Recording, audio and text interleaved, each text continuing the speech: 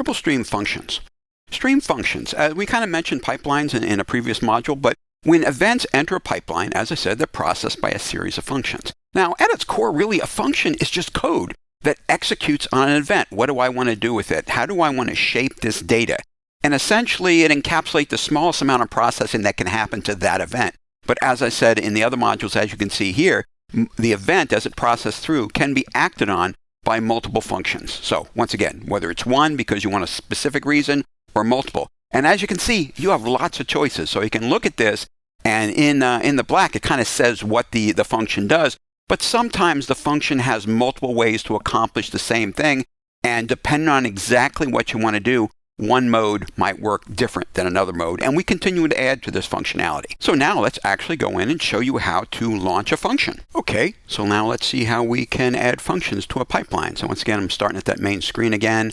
Go up here under processing, go into pipelines, and I still have tests left here, so I'll click on test, and I'll do the add functions. And here I can go in here, and I just select the standard ones, and I can go in here, and if I wanted to mask data, I'd click on that, and I'd configure this type functionality here. If I want to regex extract, once again, I clicked on that and do that. If I want to go back to pipelines again, I'm going to discard these changes.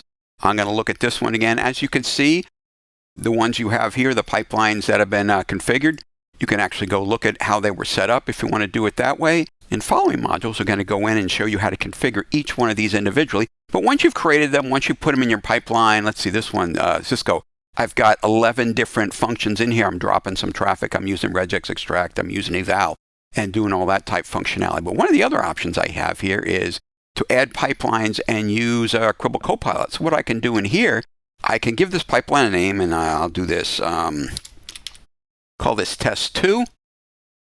And I'll go in here, then I'll ask you what I want to do. And I'll say, make GDPR compliant. But I actually have to select some data that it looks at first. So I've got a sample file here. And then I can go in here and I can click on that. And what it will do is it'll go in and it'll kind of look at the data and try to make decisions for it. And as you see, this is going to be perfect, but that kind of gives you a place to start. And for more information, once again, go to Cribl Docs, and there's a bunch of function documentation. You can just look it up there. And also under the pipelines and functions, tips and tricks, there's a lot of help information there. Thank you very much.